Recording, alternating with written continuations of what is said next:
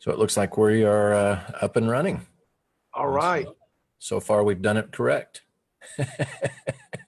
All right. I'll just let me see if I can get your.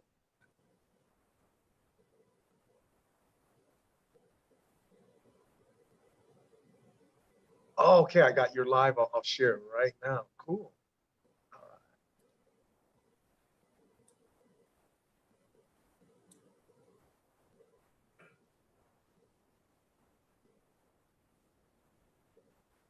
So if the audio from your Facebook ends up creating a feedback in your mic, just mute Facebook.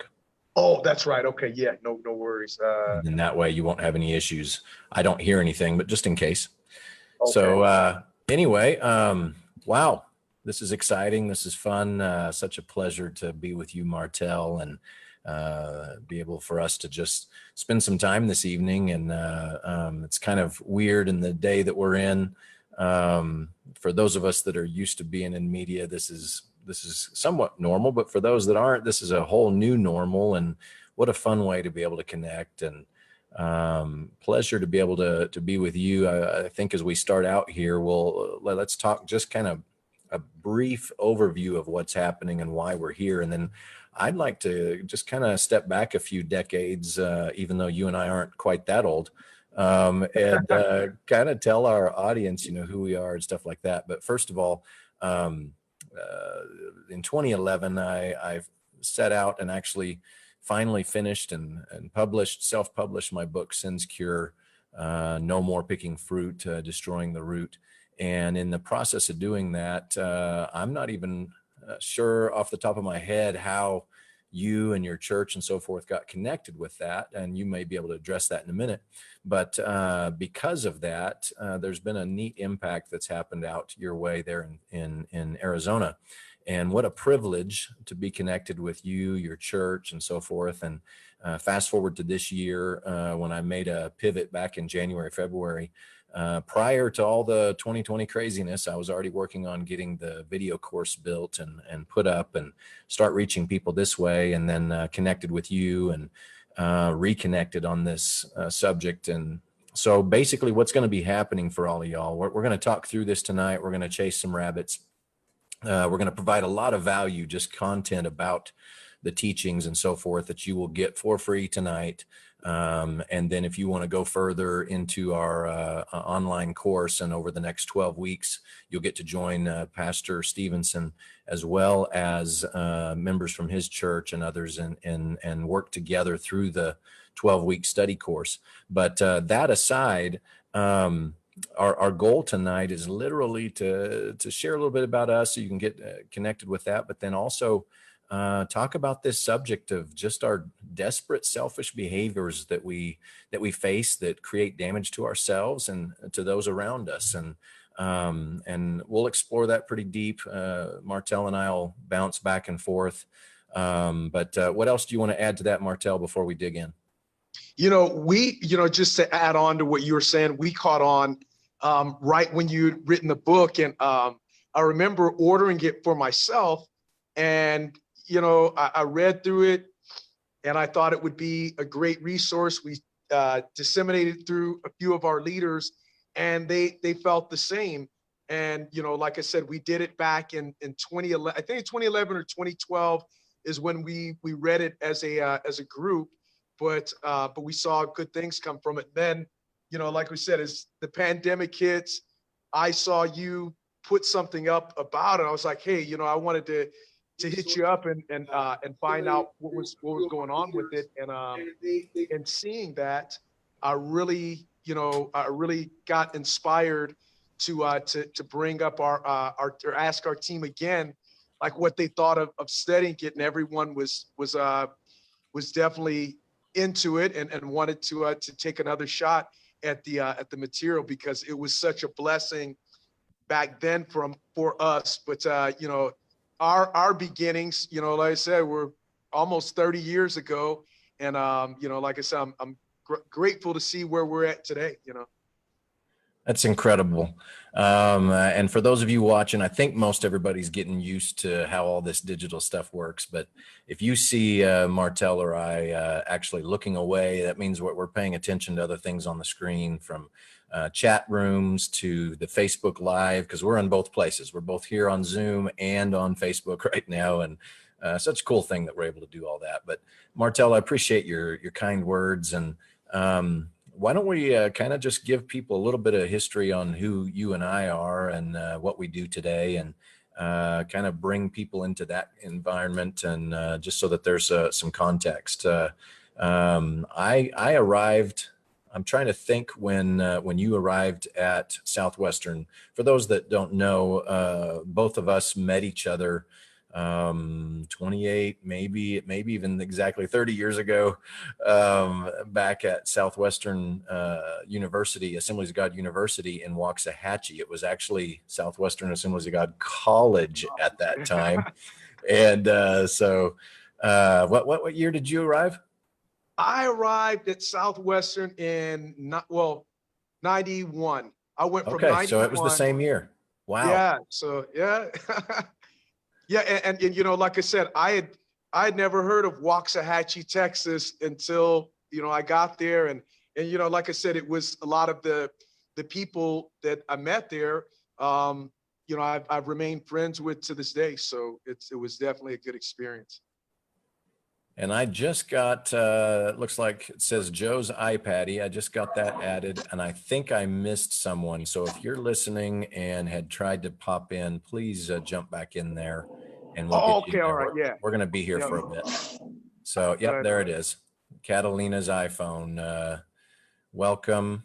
If you want to throw a little something in the chat there, whether you're on Facebook or whether you're on the Zoom group here, announce your presence, say hi. Pleasure to have you guys here with us. So yeah, in 1991, you and I were just a few years younger, and ended up getting there, and I was studying, and I'm going to mute,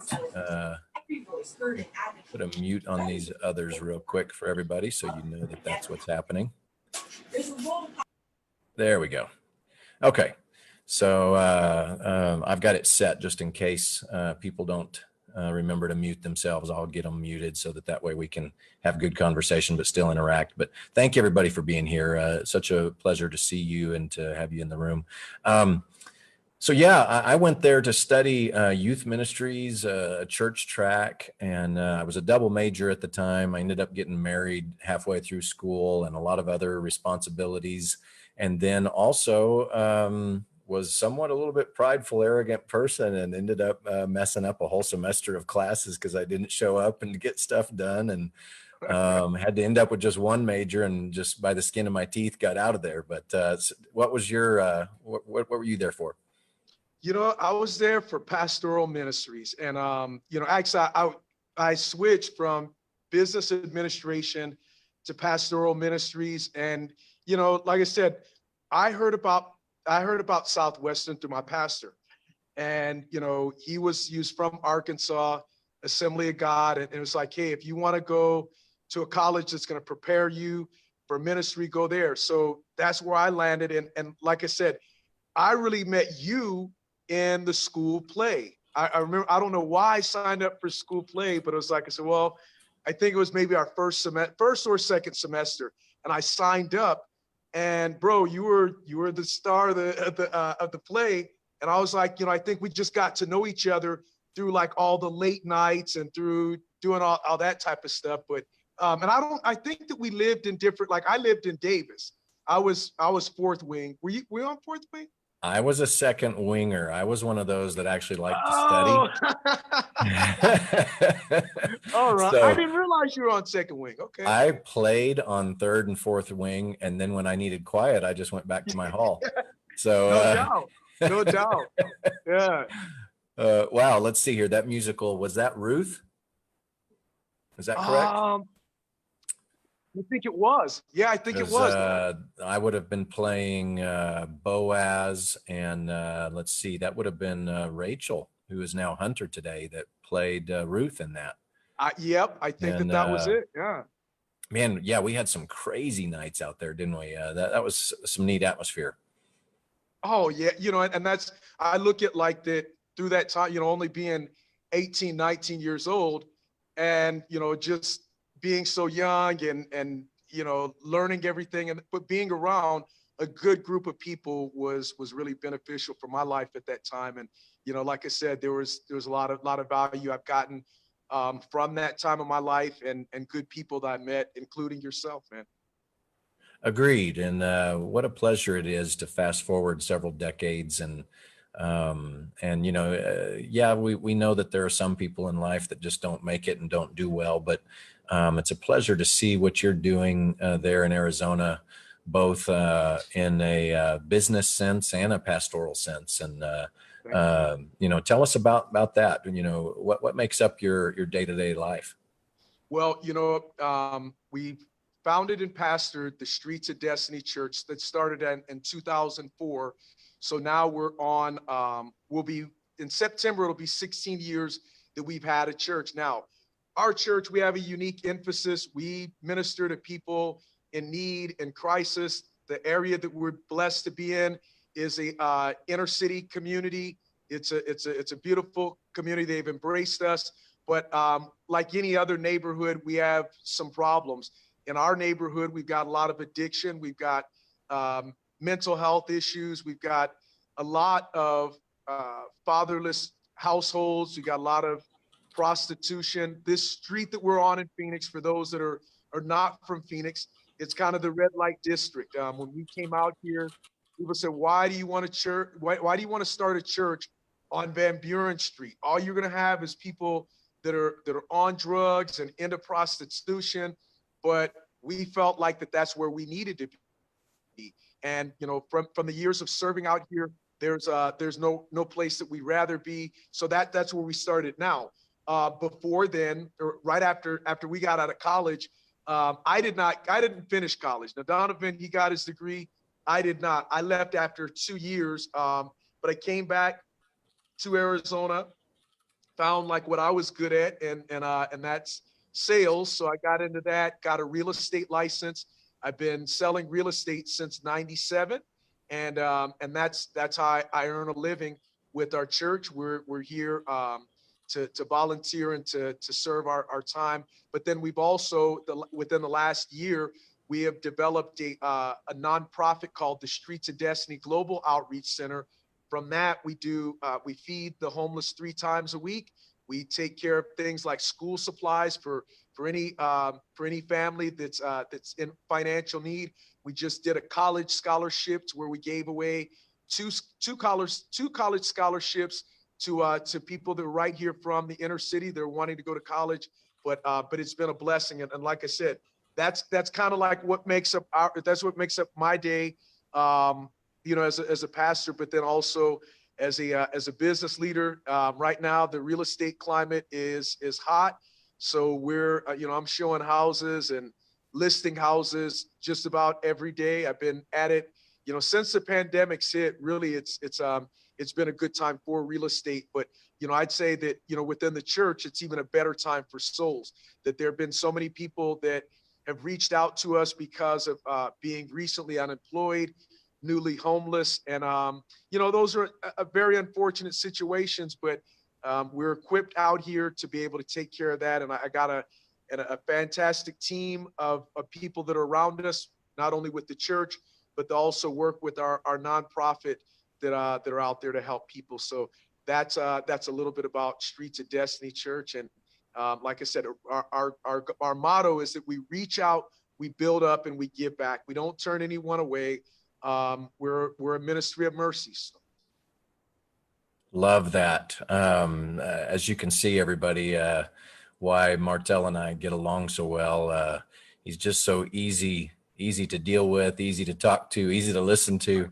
But you can tell he clearly loves people, and that's a lot of what we'll be talking about in the weeks to come is the issue that we have in our lives of getting off of ourselves. And I think he does a very good job of that in everyday life. And so I look forward to even seeing and hearing some of his teachings as we go over the next 12 weeks as well. So what a fun opportunity for us to reconnect and reconvene. And I've been trying to connect with people on the Facebook here too while you were talking. We've got a few people dropping in there. And this is a pleasure and a lot of fun. So so tell us about the first, let's see here. I approached you earlier in the year about seeing how we could develop a little bit further with the video course coming out, and the things that happen in there. And let's kind of talk about that process of how we've got to today. And then I'll kind of let you kind of take over, because this is a partnership we're doing for your church. And I want to make sure that I answer the questions that you're looking for, and kind of the flow there. And then later on, for everybody listening and that's involved, we'll open up for actual involved questions. And then we have some questions of our own that we're just kind of available for too. And so if you've got some of those things, drop it in the chat here on Zoom or on Facebook, or we'll go to our go-tos from questions in the past, because I know a lot of people will watch this on the replay tomorrow, next week, and things like that. And we will give you an opportunity, by the way. Don't stress. We just don't want to be all salesy here today, but we are going to give you an opportunity to join the actual program over the next few weeks and go with us on this journey. So anyway, go ahead. Oh, so, as when we started talking about it, one of the things, like all pastors and all people that typically go to church, with the pandemic, it's changed how we get our information. So, like many other churches, we've been doing video services. We've also been doing some in-person services, but largely on video recording. So with being able to do our Wednesday service, I normally would just teach from right here at Street to Destiny Church. We'd have a subject or a portion of scripture that we go over.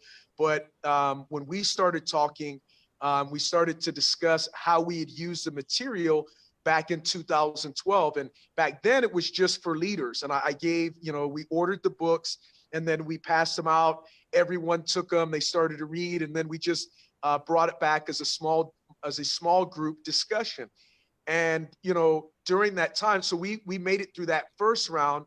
And then we even had people that taught others, or that kind of helped disciple people with Sin's Cure as a major emphasis to help individuals that first accepted Christ as their savior. So why I feel like it works with our group is what we got with our group is with our leaders. A lot of them are first generation believers. A lot of the people that we're running into in our day-to-day ministry, they're not coming from other churches. These are individuals that, if I'm meeting them from a family member, or if we're meeting them from, getting involved in the nonprofit, that's where their connection to the church is. But, what I found in a lot of churches, and most churches, in fact, is we're typically dealing with recycling people that come from someone else's church. But in getting, a unique crop of new believers, I just felt like that your book was the type of material that we wanted to emphasize on, because it deals with the general problem that all of us have. And that's, how do we deal with sin? We get saved by the grace and mercy of Jesus Christ, but then there's this thing that's within us, or there's our flesh that's within us that kind of gravitates, or that there's a connection to sin that really has to be broken. A lot of times that's broken by getting teaching, by getting some knowledge, but most importantly, by being able to use the Word of God and to be able to apply it to be able to get us through this obstacle of sin. And I really feel like that your book, it didn't leave any part undealt with, at least to the new believer. And then also, I would say this too, that with the individuals that are studying this, some are not new believers, but I think all of us that have served God for a while, we've all fallen away. We've all, taken, gone through a season to where it's harder to maybe connect with the Word of God, maybe just be harder to live a sin-free situation, or a situation where we feel like that we're living victorious over sin. And, some of these words, the colloquialisms that we use as Christians, is not really familiar to the new believers. So in getting, kind of bringing them up to speed, but then also letting them know that all of us that are serving God are in a battle, and that battle is with sin, and that battle is with, going back to our old ways, or embracing things that we know that we should not be doing. And that's where, some of the people that embrace the study, that as they were actively going through it, they were like, you know what, man, I was tempted this week. And I thank God that I was reading Sin's Cure, because it really helped me to know the battle that I was in. It helped me to realize that this wasn't just a matter of dealing with something that was pleasurable, but it really brought the emphasis to like, well, how does God feel about this? And in doing this abstaining from this, is it something that God acknowledges? Is it something that other people are going through? So, another thing that Sin's Cure offered at that time was the camaraderie. It brought up conversations about, hey, well, you know what? Our family is dealing with this area of sin. Well, our family's dealing with something like this. And it brought conversations. I know that through our men, there was a lot of individuals at that time, and I'm sure at this time, that were struggling with some of the issues that men go through, particularly issues that have to do with purity and accountability, our commitment to marriages, to family, stuff like that. So the individuals that were dealing with stuff like, well, hey, I'm struggling with pornography, or I'm struggling with with inappropriate things that are going on within my life. Sin's Cure was a great book, but was also a manual to help to guide a person out of a situation like that. Oftentimes as a pastor, I'll get calls in the middle of the night, and those calls in the middle of the night, I welcome them, because at least they're reaching out to me. Many a times I've had to go to the crack house. I've had to go on the street. I had to go to the club and pull that person out of there. And like I said, that's, as pastors, we do this regularly, but it's good to be able to have a resource to give someone that might not be in that situation, but they're just like, you know what, Pastor, right now I'm in my house and I'm under quarantine and I'm struggling. I haven't been able to fellowship with the people of God. I'm going through this and I'm dealing with the habitual sin. Sin's Cure was, I mean, we know that the Word of God is the cure, but the materials that are compiled in this book were spot on, and it helped a lot of people get out of some dangerous situations. That is just so cool. And how do you take credit for something like that? I just have the privilege of being able to step in and do the writing and do the study, and hopefully presented it in the right way that allows people to be able to just realize that they were created for a purpose, and they were created with a design by a God, as another pastor friend of mine said, and he actually even put it in the quote on the jacket of the book, by a God that's just crazy in love with you, I think is how he said it, or madly in love with you, or something like that. And I just love that.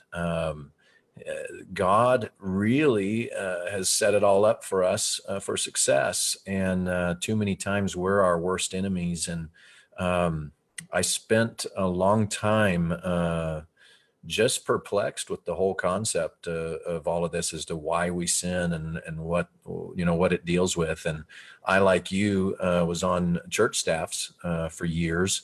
I now I still continue as a minister and keep my my credentials up and things like that. But I own my own business and do the writings, and now doing the teachings, and in a different form, but it's the same point, as we spend so much time discussing sin but we really don't give people the tools to deal with the underlying root problem. And so it excites me when I hear you sharing these stories. Every time I talk with you, it seems like you've got another angle from somebody in your church, and it's just really neat to me because we designed it on purpose, specifically so that people from all walks of life, all ages, as you know, and as I think you mentioned even in there, that it's very practical, very reasonable. Yet at the same time, a lot of scripture, because I believe that there's great power in the Word of God, and when we embrace it properly, and we follow it properly, imagine that our very Creator actually giving us the rules of the game, and when we follow it, it works. Surprise, right? That's right. So many times we just get so caught up in our own heads and our own ways that we miss the very point of what we're doing and why we're doing it. And so I'll turn that back over to you. We kind of covered some of the history of where you're at, what you're doing. What direction would you like to roll from here? Well, I say this, that, and just to add on, I really do think that the book, it was comprehensive. As pastors, there's only so much that can be taught through a sermon. And, I think that we have different styles and methods by which we get the word out there. But one of the things that I've looked at is I'm always looking for good teaching material, because not everyone is going to get the same thing out of a sermon. But if you can slow things down, and you can break it up, like, with us going 12 weeks, I think that it's really going to give people, not only a full understanding of the root, but just how it materializes, how sin sticks with us, how sin becomes this invasive, parasite that dogs our life out. But, to be able to get victory over something like that, I just think that, realistically, it comes from more than just a sermon. And I think that, like with the book, what I'm excited about is I'm just excited to give people the tool, that sometimes, I see people that through spiritual warfare, they feel like that they're getting beat up. They feel like that they're being victimized. But I like to empower people, with the Word of God. And like you said, that every chapter that you've got written, there's like, several scriptures that you refer to, and that you show people how to perfectly place them in their life to deal with some of the issues. So, what I'm excited for is I know that some of the people that I've talked to so far that are signing up with it are just like, they're in need of a revival. They're in need of just like a revival. Like, hey, I need some, like, I'm serving God. I love God, but I need some more fuel to be able to live this thing victoriously. I really find that in 2020, with all of us having like all this extra time, everybody's working out these days. Everyone is doing something for their appearance and things like that. But when we look at for our spiritual side, that this also could be a time when we can enrich and we can become better and we can strengthen the different tools and the different problems that we have within our life, or get stronger. So like I said, I think that specific material helps in that way. Using this, I know that there's some people that are going to use this material to evangelize to someone else. So there's a lot of the individuals in our church and in our ministry that have someone that is in prison, in jail, someone that's in some type of confined situation. But, oftentimes, and I know for some of, I'm involved with many people that are incarcerated. And sometimes in writing the letters back and forth, you struggle with, okay, what do I want to talk to them about? What do I want to say to them? Well, I look at, like, with this, it offers something to where we can tangibly give to those individuals that are incarcerated, but are serving God, or that are answering the deep questions about, like, how do I get rid of these problems in my life? Yes, I'm dealing with the substance abuse problem, but on top of that, I want to learn how to live victoriously, in my walk with God. I want to become a better mother, a better father, a better family person. And I think that Sin's Cure is something that, if you take the time to invest in it, it'll be a blessing. And I also wanted to say this. I keep mentioning my church, but this is not bound to just my church. We want to open this up to everyone who can hear me. By getting involved in our Wednesday night Bible study, we're not looking for anybody to switch memberships. If you got a great church that you're going to, support that church, continue to go to that church. We just, we're offering this to everyone because it's something that I really feel like that from offering it to our church back at that time, that it was a blessing. But I think that anyone that's reading the information and that devotes the time to study will get something out of it that will be a blessing to them, and that will be a blessing to others as they affect other people with the material. Yeah, that was something that was a big deal to both myself and Martell. We've talked about this for weeks.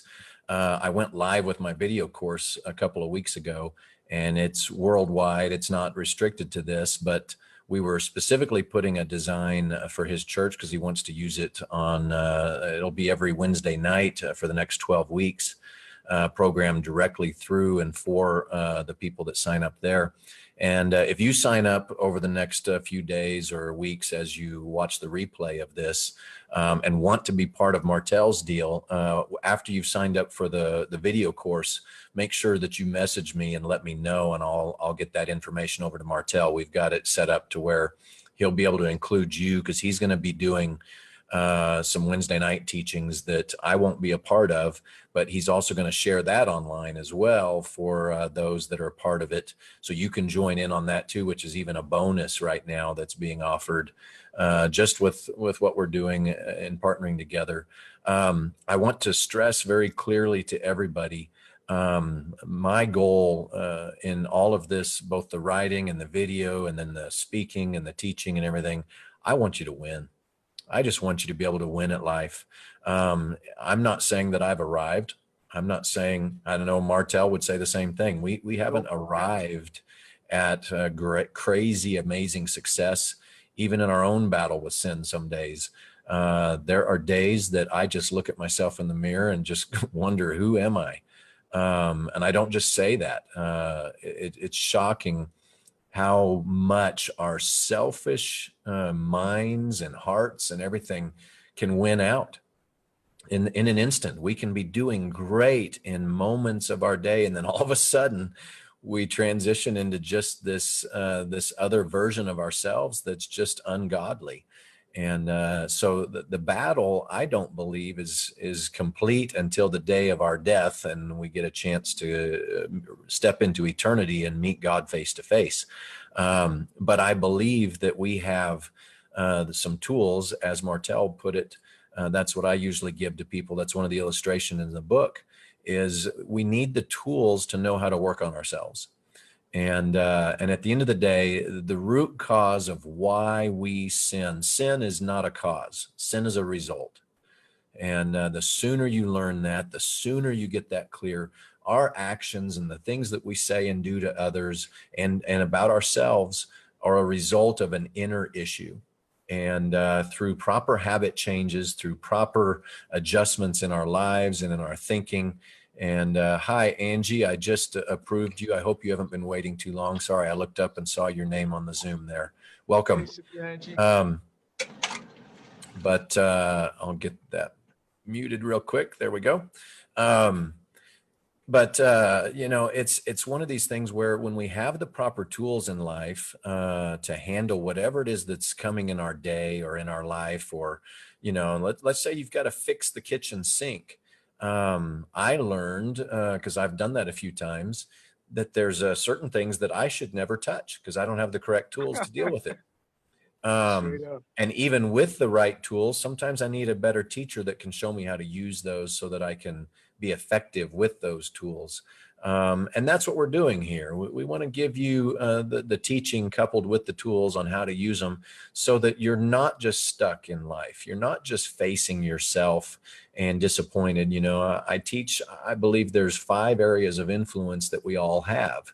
The first one is over ourselves. The second is our family relationships, whatever that may be. The third is our business relationships, whether you own a business, whether you work for someone, whatever that is, that dynamic. Then your church, the place that you connect with people on an intimate level that are outside of those first 3, and then your community in general. But I also believe that those last 4, you don't have much influence unless you master the first. And what I mean is if you are already tainted, I liken it to a river or a lake. Once a lake has been tainted, it's very difficult to get it untainted by just pouring in fresh water. That fresh water is always going to get tainted too. And so it's very important that we get ourselves clean so that when we pour into others, whether it be even in our own minds, when we pour into ourselves, and that's a critical thing that we've got to do. We've got to remind ourselves. We've got to have a purpose every day. It's got to be a plan. It's got to be a design. As Paul wrote in the New Testament, daily I beat my body into submission. When you look at that, he actually used an illustration like a beating, like when somebody was in prison and was being tortured. It was that level of intensity. And we've got to realize that, you know, our selfishness wars against us that strongly that we have to be very intentional. But once we get ourselves into that right mindset on a daily basis, we form habits of ways of thinking that allows us to interact with everybody else that we come across with. You know, I've started my goal. I want to bless people when I come across them. I don't want to dump on them with whatever that was inside of me that day. I want to be able to give them life, but understand we can only give what we have. If I don't have money in my pocket, I can't give you any, you know, as a good illustration. And it's the same way. If I don't have joy and life and stuff sitting inside of here, it's very difficult for me to give that to you when you need it. And so we want to help people learn how to form those habits. I've referenced this a lot. Caroline Leaf, a neuroscientist, Christian, amazing lady. If you have not read her books or studied her things, look her up, get into it, get into the programs now. She teaches how the science of our brains line up with the scripture and how it all melds together, and the importance of formulating brand new habits and ways of life. But there's a 7-day, I think it's a 21 and then a 63. It's right along those numbers. I hope I'm not misquoting them. But there's 3 phases of what causes things to become permanent in our life. Most of us do well at that first 7, and then we kind of fizzle out. Some of us get to the 21, and then we kind of, okay, well, we did good enough. But rarely do we push through far enough to make it a life change. And so the reason that we have a 12-week program along the 12 sections of the book is very deliberate. It's not an accidental thing. We want you, when done with this program, to not only have the tools, but have a life change, a new way of thinking, a new way of going. It doesn't mean you'll have victory every day. It doesn't mean that you're going to be perfect at it. It doesn't mean that you're going to have it all together. You know, I don't have a get-rich scheme going on here. The truth is, the more you dig into yourself, and we talk about this in the course, the more you're not going to like yourself, because you're going to find that you are inherently gravitating towards a lot of evil things in the way that we do. But the importance is you have to be strong enough to peel back those layers so that you can identify those things, deal with them, get with God in a strong way, and make the change. And then when you fail, get back up, get back on that horse. Let's go again. You know, what if you told your children, I use this as an example in some of the teaching, when you're teaching them how to ride a bike. What if you told them, hey, listen, we're going to go learn how to ride a bike, but your arms are going to be all tore up and your legs are going to be tore up and your hands are going to be full of gravel and dirt and everything. They'd be so fearful they'd never do it. All right. But what do? We know that's going to happen to them. But what do we do? Oh, but you're going to love the freedom of being able to ride.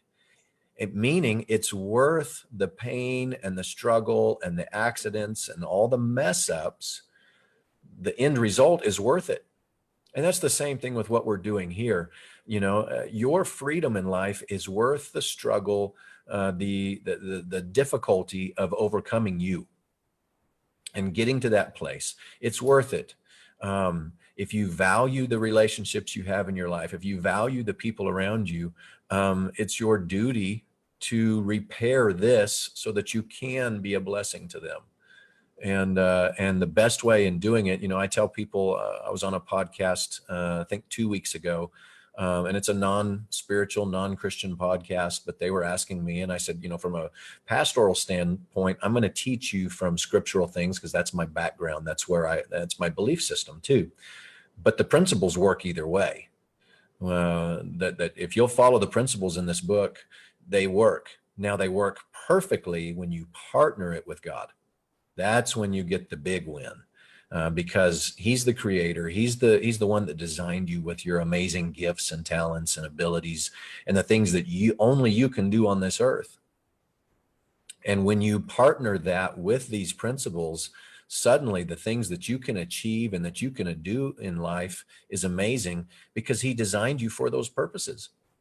But what happens is we're in the way.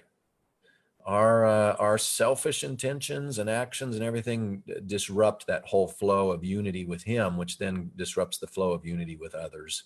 And instead of being a blessing, we actually bring death and destruction to those things around us. And so, yeah, I just got tired of seeing that happen. I got tired of seeing people come to a church looking for hope. They get told, if you'll pray, read the Bible, get saved, everything will be fine. And the truth is no, it's not. It's actually going to get worse because you're going to find out that you're just not that amazing of a creature. You've got a lot of mess. And that's difficult to deal with. It really is. We really don't naturally like to look at ourselves and say, wow, you're terrible at this. But we need to, and we need to do it in the right way. And then the other thing is we inherently know we shouldn't be doing these hateful, evil things, but we don't know how to deal with it. And we don't know how to come out of it. And that's our goal here is to bring you that freedom and bring you that life and teach you the processes of how to stop being all about you. You will find that a majority of your day is desperately consumed with you. Right. As you dig through this, I'll warn you, it's going to be gut wrenching, but it's in a good way, because then you'll be able to start seeing the signals in your day. You'll start realize, my goodness, I've been doing this habit. No wonder my thoughts are off. No wonder my attitude is off. No wonder I snap at others. It's because of this and this and this. And now I know how to deal with that. I know how to shift it. I know how to change it. So let's jump into some questions and things like that. I think, Martel, you had some that you were wanting to ask tonight. I'll do my best to answer. We've been rolling for about 40 minutes. If y'all will hang with us, we'll give it another 30, 40 minutes or so. If we wrap up, then we'll wrap up and then dig further. But if you've got questions, if you want to drop that into Facebook or on Zoom too, while Martel's interviewing me, we'll try to tackle those when we get to them. All right. Well, I want to, one of the questions that had been asked to me from someone who's kind of working on a project similar to yours is, did you feel, or did you face spiritual opposition when you wrote the book, or how were things, behind the scenes as you were putting the book together? I faced it today. Okay. I don't think that actually stops. It's amazing. As I've been trying to do this course this year, for whatever reason, back in 2013, I'll just back up. The book had been out for a year and a half, and I was thinking ahead. I'm one of these idea type people, and sometimes I act on it, sometimes I don't. But as I get older, I try to do better at acting on the things that are great ideas and then not just letting them sit there. But Right. I actually went to record it and everything was against me. We did a whole weekend of recording. I was getting ready to put it into, try to get it into stores. I had some Christian bookstore owner friends and things like that. We were talking to them, and I went to go to do all the editing, and none of the audio had took. And so I literally had done, and a good friend of mine, he knows who he is. I won't call him out on here. He didn't do anything bad, but I just, so it doesn't distract, was kind enough to film and be a part of that. And it never worked. And then there wasn't a convenient time to look at it again. And then there in 2013, 2014 is really when the Christian bookstore environment crashed and burned and basically disappeared. And so I ended up shelving it. The idea of having a course and things. And I didn't know how to do an online course. I didn't know all that. I'm a media guy, but I didn't know how to do those kind of things. And it wasn't as accessible at the time. And fast forward to this year, an opportunity arose to go through a course on how to do this, and then also improve my stage speaking. And I'm working on being booked and coming to people's stages, whether that's digital or live or conventions or whatever, and do teaching and speaking and just, really help people get in here and then lock them into the course. I started jumping in here, and of course I thought, this is no big deal. I'm a filmmaker now, and we'll just film this and we'll do it. No, my goodness. Literally, even when I was attempting to get my thoughts together, there was days in trying to do production that I just couldn't even get my own head under control. And I'd sit down and I'd pray and pray and pray, and I just have to really lock down with God. And then I've been learning the principle of just start some sort of action, and then action begets action in life. If you don't know where to start, just start. And I just had to do that every day. And suddenly we started getting these pieces together and getting it built and getting it in there. And when you go through the course, you'll probably even see it. I noticed when I was watching some of the replay, some of the video, I just look exhausted. And I tried not to. I tried to be positive and so forth, but it was a chore. And, I believe that anything that you're going to do that has value in your life or is going to fulfill the purpose that God designed you for, get ready for the run. And in fact, one of my upcoming books that I'm working on, I discuss through the whole concept of football as life. So I use the illustration of the fact, and it's the same thing that was happening here. Let's say that you're going to go, Martell signed up to go play. You're in Arizona, so you were going to go play for the Cardinals. Right. And you got the opportunity, and they gave you the job. They gave you the position. You're going to be the next running back, all this kind of stuff. And you get out there in your first game and you run across the line, and that lineman hits you and levels you to the ground, and you come crying to the sidelines. Coach, I don't know if I can do this. It's just so hard. Is it? What is the stands? What is everybody going to do? Fire his butt. Get him out of there. He's useless. But we treat life like that every day. That's the truth. Okay. All right. Very good. The truth is, when we run across the line, what are we expecting? If we're going to go fulfill our purpose, what did we expect? The lineman's going to hit you. Okay. That's his job. Okay. Evil knows what the end result is. Stryper I think you were an old Stryper music fan. Yeah. They just released their new album. And I love the title of it. Michael wrote on there, "Even the Devil Believes." And that's true. He understands it. He knows the Bible better than we do. And so he's got plays ready to counteract your activity. And you've got to learn how to be ready for it. You've got to learn how to be prepared. And anytime that you advance the ball, and so just like in any sport or football or whatever, when you advance the ball, what's going to happen? It's not if you're going to get hit, it's a matter of when. And so we've got to learn to toughen up. We've got to quit being spiritual pansies and weaklings, and get to the place to have that mindset that we train for it. We prepare for it. We know the hits are coming. So we reinforce our life to be able to sustain those hits so that we get back up. What do we love? What our favorite running back, what will they usually do when they get leveled? Do they get all mad and everything? No, they stand up, they get right back in the face of that linebacker and say, yeah, I'm coming next time. Watch what I do this time around. Why? It's a mindset. It's a different way of living. It's a different way of thinking. And we've got to learn how to approach life that way. But in answer to your question, yeah, I'm taking on territory for people and helping them get freedom. Of course, I'm getting hit. Of course, I'm getting run at. Some days I do well with handling it. Some days I don't. When I'm not following the stuff that I'm teaching myself, and I get lazy and I get weak, I get leveled. and I have to go back to my own stuff and be able to say, okay, you've got to live this too. It's not a one side, I mean, a one fix and everything's great. You know, daily we have to get back up and work at this again in order to keep it moving. Very good.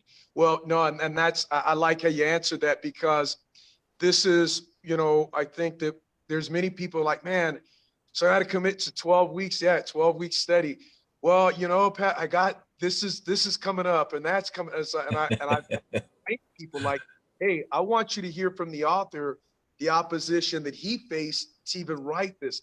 So if Satan wanted to keep the information back, you know, if he's going to mess with the author, what do you think he's going to do with the hearer? All of us are going to have a terrible week. All of us are going to have something that comes up that's going to tell us like, you don't want to do this. I had a situation this weekend that was, you know, it was, you know, one of those things where your life flashes before you. And I just give glory to God that he protected me through it.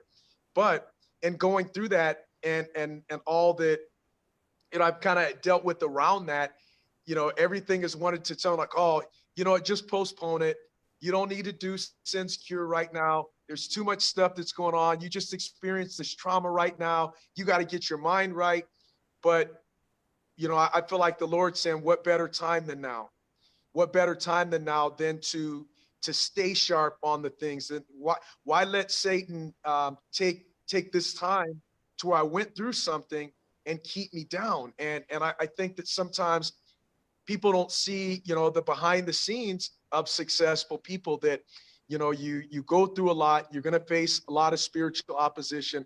And I like how you said it, you know, even today, I experienced opposition from, you know, from getting this message out there. I can say in my personal life, I experienced some major opposition. I'm here today. I'm glad to be alive, but I'm also glad that I made it to this day to be able to get the information to you, because if Satan is messing with me on this level to stop this word from going forth, what do you think that the potential of this word to go out has? You know, it's something that definitely that he's going to be bothered with if we can get a group of other people with this knowledge and with these tools to be able to overcome sin and to really be able to deal with it at the root. I like how in the book you talked about, like, you know, we have to deal with sin at the root. And one of the things that, you know, a lot of us in Arizona deal with is weeds.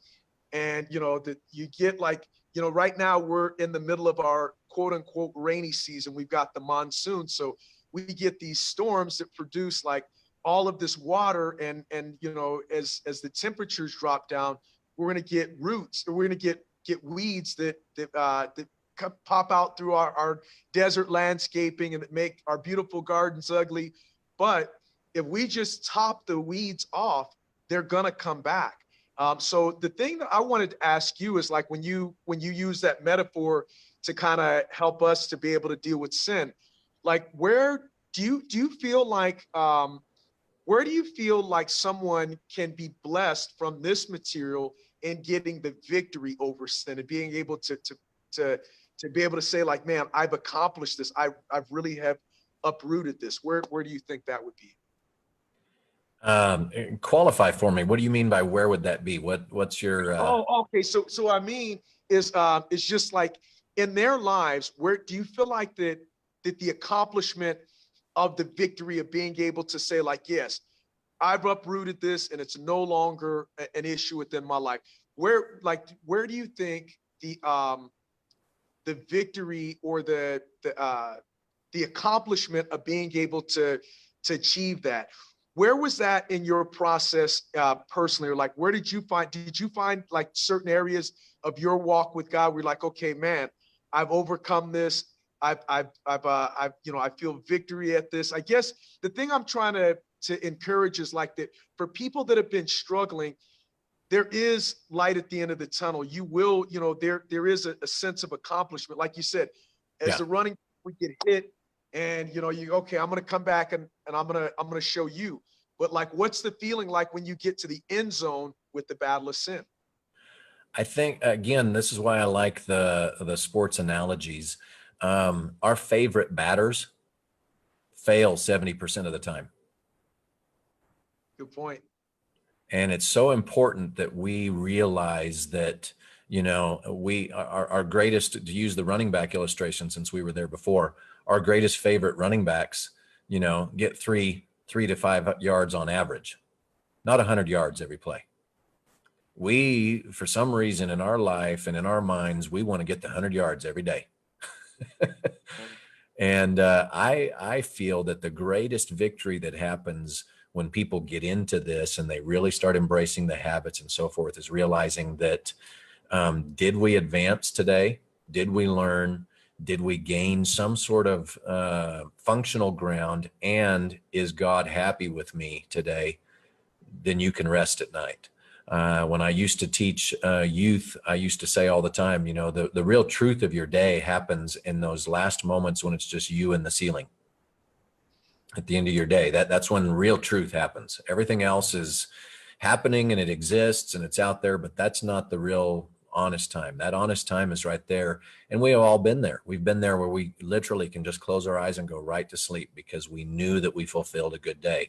And then we've had, probably, if you're like me, we've had a lot more of the days where we laid there and went, man, I royally goofed this up. And I cannot believe I said that. And I can't believe that I acted out on this sinful area of my life, or I treated this person that way, or I just flat out was just so selfish in the way I was doing things. Why do I do this? And we go through that struggle, and then we have restless sleep, and then we start over the next day and we're back at it again and just trying to get through that. So in answer to your question, when people can fix this, their mindset about all of this, it doesn't mean that everything gets great today. It may take you years of warring against certain areas of your life, but it doesn't mean you quit. It doesn't mean you stop. It's that you look at it objectively, and it's no longer a shameful, evil thing. It is evil, but you're not acting under the subjection of that, if that makes sense. You are now walking out of freedom of being able to say, okay, this is wrong, but I'm winning at it. I may have failed a little bit today, but I'm getting back up and we're going to go try again. I hit a rock, and you go back to the bike illustration that we used earlier, I hit a rock and I fell down and I skinned my elbow. The consequences are a lot worse than that sometimes, depending on whatever your sinful habits are. And God teaches us, he's not really that concerned about our sin. He's concerned about what we're doing with it. There's no doubt that's clear in scripture. But he does say that there are certain consequences that go along with it. So we definitely want to improve at the game a lot quicker than what we have in the past, because we want to avoid a lot of those consequences. But the beauty of it is God said that even if you get stuck into consequences, he said he'll go with us if we'll allow him. And so learning these principles of how to reach out to him at the right times of our day, at the right times of our life, to not get so wrapped up in ourselves. Part of the reason that sin has so much control is because we get into the woe is me attitude too, and we address that in there. When it becomes all about you, that's such a dangerous game. We so consistently in our day, but I have to say this, or I want to share this, or, you need to hear from me. And they didn't talk about, and they said this about me, and it's all here. Right. And that's literally creating a breeding ground for sinful activity. And so when I believe that people really get freedom is when they start being able to recognize that and stop it. Stop that when it starts. Literally, I've been working this year for myself, for example, because every time I go through this and I teach it, I'm not exempt from this. It's not like I've arrived. God shows me new areas and says, hey, we need to clear this up. This is not good. This is where you're being selfish. And I'm learning to shut up a lot. I'm a teacher by nature. And so I naturally want to share, and and a lot of it is okay, out of your exuberance to share, sometimes it's too much about you and you need to shut up, dude. And I'm learning how to do that. And so I hope that answers where you were headed there. Yeah, very, very good. Very good. Yeah, because that's, I think that's what I've, tried to tell people is it can be a lifelong battle. There are, we have, like you said, some days you can wake up feeling victorious, like I got this. And then other days like, man, I really screwed up. But, it's a journey, not a destination. There you go. There you go. So the next question I had for you is like, who was the intended target for this book? Who did you write this book in mind, or who do you think was the intended target for when you set out to write it? The first target was me, to be honest. Right. Okay. I seriously, for years and years and years, I've dealt with various things that are just crazy, selfish activity that would then cause me to act out in whatever that sinful thing was. And it bothered me to no end. And so I really did sit down and say, Lord, I want to know how to fix this, and I studied various different things, and most of the teachings and things that were out there are great teachings. Don't get me wrong, but they were dealing with sin, not with how to prevent it. Right. And so as I dug in there, those teachings are still good. I don't want you to misunderstand me. I want you to use those teachings, but I want you to learn how to deal with sin prior to it happening so that you can avoid having to need a lot of those teachings all of your life. To me, what I teach here helps you get prepared to be able to handle the effects of sin later. But most of us, we deal with the effects. And, the illustration in the book that I use is, if you've got a deep infection inside your body, but all you do is deal with the outside symptoms and the effects, you're going to die. And so my goal, hopefully, would be able to, that's why I wrote it at about a junior high level on my writing. I don't use exuberant, crazy words. I can, but I didn't set out to do that. Because I wanted even on a junior high level for people to be able to read that, to use it, to teach it. I was a junior high teacher for years. And so I have a big soft spot for all people at that age. And I would love for junior hires to grasp this early on so that they don't grow old like us and are still dealing with a lot of the problems because we've had decades and decades of habits built. Now, does it apply to any and everybody? You bet. The business office people can use these principles and actually have increased their sales, because once you learn how to get rid of the selfish activity and stuff in your life, you're actually going to serve people better. And so it applies to all ages, but my main hope and goal was to get to people early. Before they formulate lifelong habits that are crazy destructive, like all of us old people. Right. Okay, very good. So now, since you've written the book, has there been a group of people or a person like you were surprised that it reached, or has there been anyone that you've kind of been shocked to think, wow, I didn't know that this person would be into the book? I don't have anybody in particular, but as stories have come in, it's always a privilege to hear. I don't look for necessarily it surprising me, because I'm 47 this year, and I've chosen to stop being surprised at things, because God's good at just doing things that will wow you and take you to levels that you just didn't think were possible. And so now I look for those things. And my mindset is more, how can we find the things that they say can't be done, and let's do them. And so, that excites me actually, rather than is more a surprise. It's more of a yes, we did it. You know, we hit that level of where it should be, and you know, I believe this is a universal human condition. So it doesn't like, you know, it doesn't exclude anybody. And I'm not against those types of teachings. There may be certain teachings I may do that target specific groups and things, and there's a place for that. But the purpose of this was literally about all of us as a human people. Doesn't matter age, doesn't matter economic status, doesn't matter upbringing. It doesn't matter what friends we have or didn't have, or parents we had or we didn't have. It's all of that's irrelevant. We all face this desperate flaw that's in our humanity that came from the beginning of creation with the fall of man, that makes it about us rather than being about God. Jesus said, when he was trying to be cornered by the Pharisees, they said, well, what's the greatest law and commandment and all this? And he says, well, that's easy. He goes, love the Lord your God with all your heart, with all your soul, with all your mind, with all your strength. And then he goes even further, just kind of like sticks it in their eye.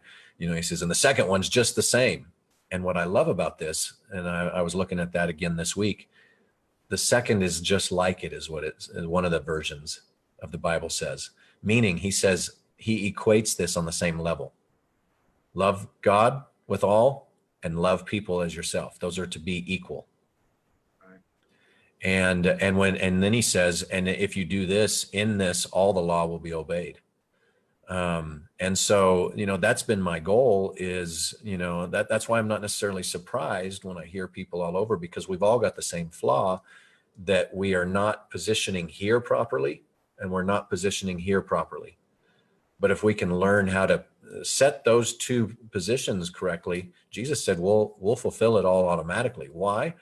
God promised that he would tell us what we need to know when we need to know it. He also promised that when we prefer others, we actually reap that same thing back into our own life. And so he set some laws and some things in action. You don't have to believe in God to follow those things, and those results will come because those are laws that he set. You don't have to believe in God to use gravity. It's his law. It functions.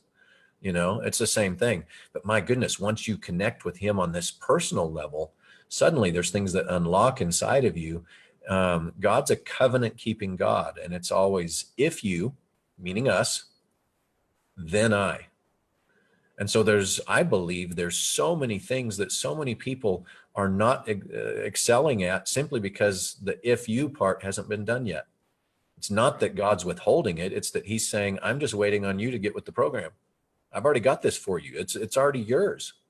You just haven't lined up with what needs to line up. And that's my goal, is to help people find that. And, you know, I joke about it, but I always use the illustration of, you know, Nacho Libre. I just change it up a little bit. I just want you to win. You know, I do. I want people to win at life. And so, again, in answer to your question, rather than surprise, it's excitement to me. When I hear the odd thing that I didn't necessarily see it reaching, it's like, yes, that's what this is for. That's what it's about. Very good. Okay. So, and then for my final question, I just wanted to ask this. As far as people that have gotten the content and things like that, have you been able, or have you seen the change in someone's life that, you know, like maybe that you have taught or that you've known personally on this book, or have you seen someone on a personal level that you've seen that has had transformation happen with this book in their lives?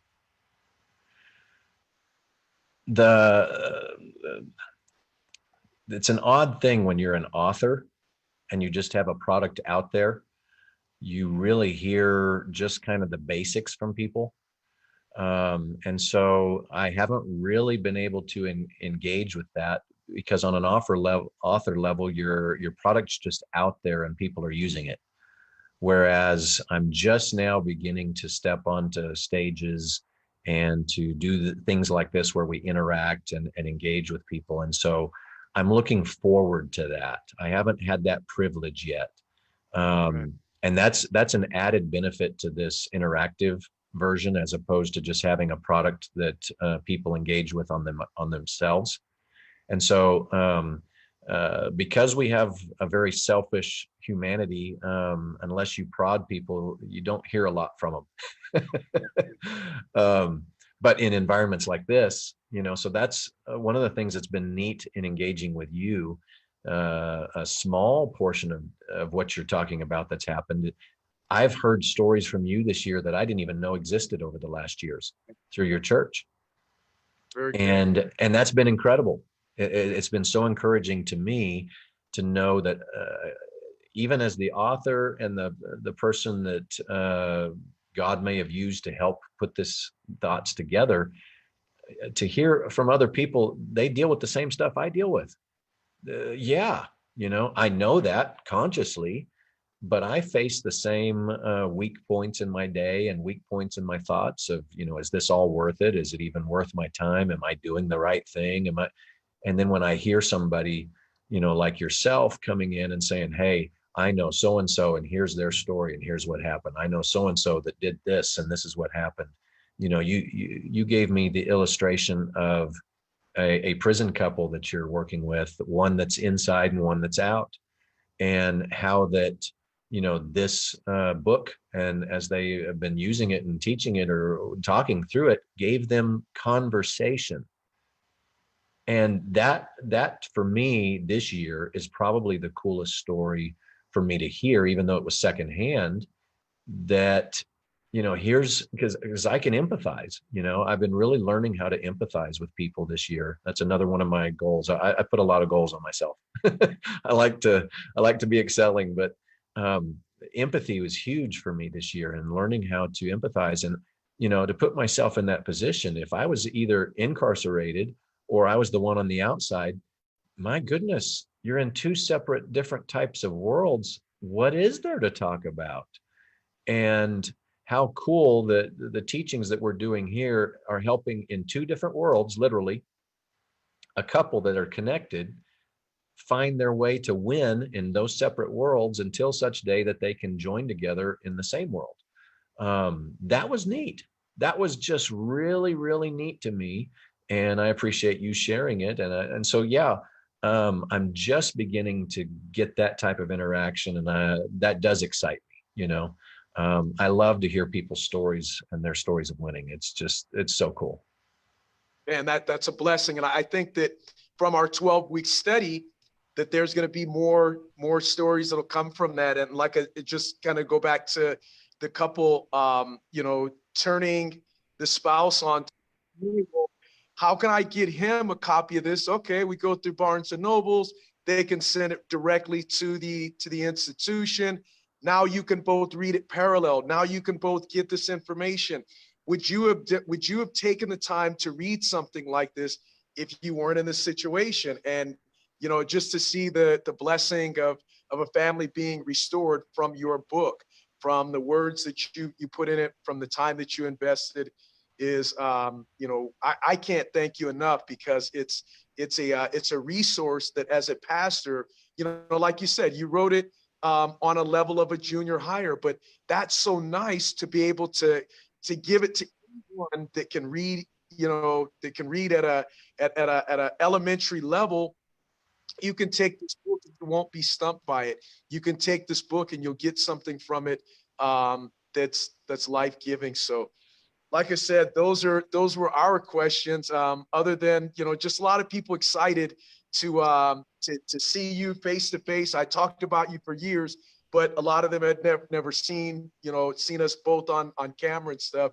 So I think that's a blessing. It looks like some of our old friends from Waxahachie, Texas, joined on, and that was cool to see them as well. And for our Zoom call, I just want to thank everybody who was able to watch, who joined in, because it was a blessing just to see you guys here too. Agreed. Let's talk real quick, because we got about 15 minutes left on this specific session. Anybody that's been watching or been a part, do us a favor, share this to your networks, put it out there. If you've received value in our discussion and you can see what's coming and the value of what can be done through this, please distribute it, put it out there. I'm going to be posting a link to our online course so that you can sign up and so forth. And right now I have 2 levels of it, but what we're advertising tonight on this is the entry level version, because you're also, if you will message me after signing up, that and reference Martell, Pastor Martell, that you got this from watching the Pastor Martell series. 2 things we're going to do. We're going to include 4 more live Zoom calls between Martell and I over the next 12 weeks, complimentary. We're going to throw that in. Normally I do the Zoom calls as an upgraded course feature. Then we're also going to be donating a percentage. I believe, Martell, did we decide 10% of the proceeds that come from people that buy from during this 12 weeks? Yeah, I'm going to be donating to Streets of Destiny Church and their outreach program that they have for helping feed people and just help them win at life. People that are really, really struggling there. And so we'll be posting a link to where you can get 50% off of the normal rates. So the course would be at a $500 for the 12 weeks of teaching. And in that, you get bonus videos that range anywhere from 15 to 25 minutes each. And there's over 5 hours of bonus teaching. You get a digital copy of the book. You also get a private Facebook group, Sins Cure group, that anybody that goes through the course from here on out, everybody will be accessing that group. And so there you can share your personal journeys, your excitements, your wins, your struggles, pray for each other, interact with each other, just all that kind of stuff. And so that's gonna be available to you.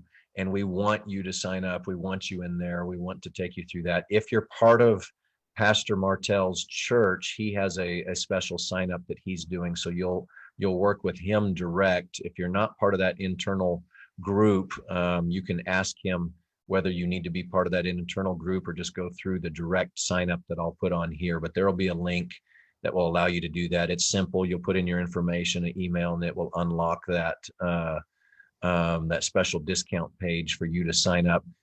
It's something that it's a program you get for life. Okay. So once you sign up inside the program, you can access it anytime. There's even the audio version of the videos. So like if you're one of those that want to use it in your drive times, or you want to take it to the gym while you work out. I do a lot of my teachings while I'm training at the gym.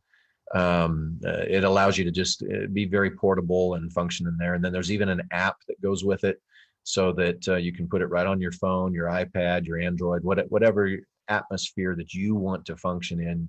There's no excuses, basically, is what we've got set up in there.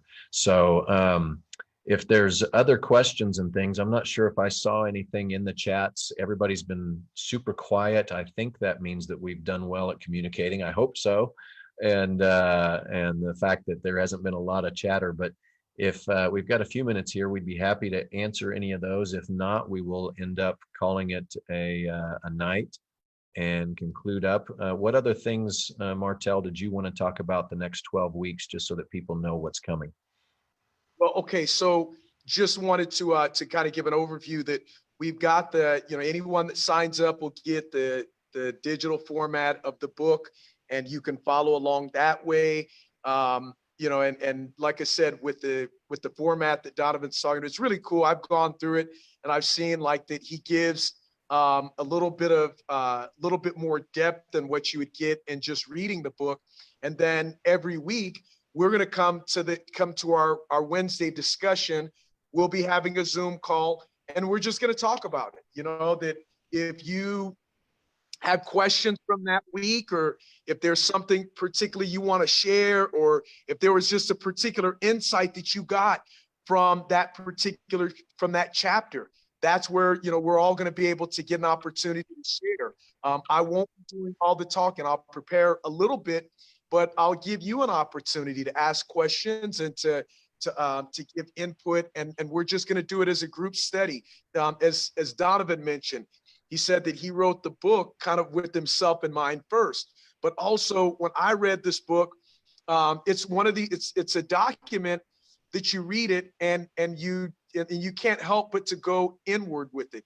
You can't help but to to look at yourself and to take a good examination of the behaviors and the habits and the sinful practices that we have, and to really get those eradicated from our lives. So, like I said, each week there will be a little bit of homework that we'll have you to do. We'll have discussion on this, and then within our Streets of Destiny Facebook page, if there's questions that you have, or if there's anything that you want to add to it, this is it's something that we're going to learn from, but we're going to grow together with. So that's something I think that's part of the value of us doing it as a team and as a group. I know not everyone that signed up was part of the Zoom meeting tonight. We had a group of people that had a prior obligation. They couldn't make it, but they will be with us when we start up our weekly meetings. So weekly, we'll do it. I mean, if you happen to miss a week, it's okay. You can still our Zoom calls that we'll be doing weekly. We're going to record those, and we'll have them available to watch on a re-airing. So now also too, we may be doing ours in a different format. We've got a situation with I think it's the Google Suites. They have a way that we can do video conferencing there. A lot of our people are on with that. We will likely do it from there. So if you have an issue with Zoom, this one is one that we can add on to, or we may stick with Zoom. We just want to make sure that we get the format to where we can get the most people that are interactive and involved. So, and then with this, we encourage questions throughout the week. I'm available throughout the week. So if there's something you read in SinsCure and you're like, hey, I didn't get this, or, Pastor, what's your, what do you think of this? Or, we talked in our class about this, but I'd like to meet up with you to talk further about this. I'm making myself available for individual Zoom meetings throughout the week. If you want to talk about the information from SinsCure, if you're just having a general issue with sin, we really wanted, as Donovan said, I want to see you win. We want to see you win in this. And I know that there's many people that have gotten wins from it before, but here's the thing is we're going to get wins week by week. And it's going to start with next week. You'll get all the information. You'll get into the portal. You'll be able to watch the first week, and then we'll come back that next week ready to go, ready, having consumed the information, having an opportunity to thought about it a little bit, but then also through the week, we want you to compile, or I'd like you to compile your questions. If there's something that you're reading, like, hey, I want to jot this down and see if we can get it answered in our group discussion. What we do at Streets of Destiny Church, since we started, Wednesday nights is a Bible discussion. So this information goes right along with it. It's something we want you to watch the video, to read the material, and to come in with your questions, or even in some cases, come in with your experiences, your stories. I will be kind of the moderator of it, but all of you that are signed up, I'm looking for you to give some input from it as well, because the more that you're personally involved in the information, the more it has a chance of being personally effective within your life. I want to stress for those, for the part of the SinsCure course that we do, we'll be doing 4 Zooms with Pastor Martell. And if you're part of the course, all of those will only be shown inside Zoom invites, and then inside the SinsCure private Facebook group for people that have signed up. Tonight was free and available to talk with everybody worldwide, whoever shares or gets involved, so forth. But to be a part of the actual program, you've got to get signed up, and you've got to go in there and do that. We'll be kicking off his program there starting next Wednesday night with a live Zoom to kick that off that he and I will be hosting with everybody that's signed up and in there. And so it'll make a very intimate discussion room and things like that too. If you sign up regularly, You can go through the program at your pace, so forth. It's designed across a 12-week deal, but you don't have to be just stuck on the Wednesday nights with Martell and I on that. But if you need that extra support, this is a neat opportunity to where you're not just doing it all by yourself, but you've got a nice connection and a good group with people that love you and care about you. So we are reaching the end of our time, Martell. We've got about 5 minutes. Anything else you want to cover, or discussion from anybody else inside the rooms right now? You know, I would just say, you know, for everyone that's inside the room or that's watching this on replay, share it. Share this. You don't know who this could really be a blessing to. You know, we're, like I said, it's not confined to Streets of Destiny Church. It's, you know, it's open to everyone. So if you're hearing this and you like, the information that you're hearing, or you might even say, well, man, God had me listen to this for a reason. You know, what better way to get this area of your life handled, and to really start to work on yourself. That, you know, this has been the year that a lot of people have gone through body transformations. People have accomplished goals because, you know, in this year, it's been such a weird year. It's been a year where a lot of the activities we're expecting to happen have been canceled. So now we've got this influx of time, and I think that this is something that really comes at the right time for you. And as Donovan had mentioned, this is written on a junior high level. So for some of you that have children, some of you got high schoolers, you've got a family, this could be the time to where you get everyone around the phone or around the laptop, or however you're gonna do the Zoom call weekly, but to get your family involved. Now, here's what I'll say is that our Zoom calls are going to be shorter. We'll do, we're going to do the class, but it'll actually be a little shorter format. With this, we're trying to get the information out and stuff. So, we figure that every week, just like our regular Wednesday night services, we go from about 7 to 8. We feel like that we'll be able to do that with this information as well. And like I said, with the re-airing of it, even if you can't invest the entire time all at once, you can watch half of it now, and you can watch half of it during your morning workout or something. But like I said, I'm excited to start this up. Like I said, it's probably my third time reading it through as a book, but with the new way that Donovan has put together this format, I think it's going to be very exciting. And then also for some of you, if you didn't catch it, in the program, you're going to get a copy or a digital copy of the book. So I had someone that just asked, well, do we still have to buy the book? If you're signed up in our class, you're not going to have to buy the book. It's an ebook format, so you'll have it all there. Now, but if you want to order a book, it's available. I know it's available on Barnes and Noble. I believe it's available as well on Amazon. You can get a copy that way. Yeah, you can get digital hard copies, things like that. But if you're happy with just the digital, if you buy the program, you'll actually get a copy of that included. So Martell Siddiq, great. Thank you so much. I'm so excited to be a part of this and to do this with you, and to reconnect after so many years. I know we've talked from time to time, but to really to have the privilege to work together on something, and especially something like this that just truly helps people find their win, is just an honor and a privilege. And I thank you for doing this with us. Well, I also want to thank you because, to take your time to be on a Zoom call like this, and to just give of yourself to our group. We're gracious.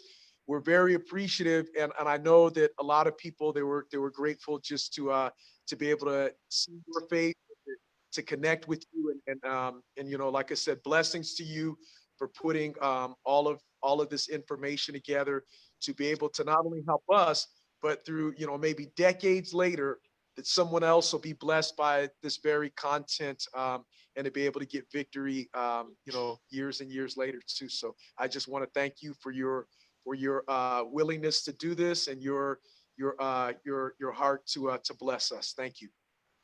Awesome. Well, with that being said, we're going to be signing off, and I look forward to hanging out with everybody over the next weeks. If you can't attend the Wednesday night stuff, you can still sign up for the program on a couple of levels, and you'll see that inside that link. It explains it. But otherwise, have a fabulous night. It's going to be fun. We'll see you soon. All right. Thank you guys. Appreciate y'all for watching. God bless.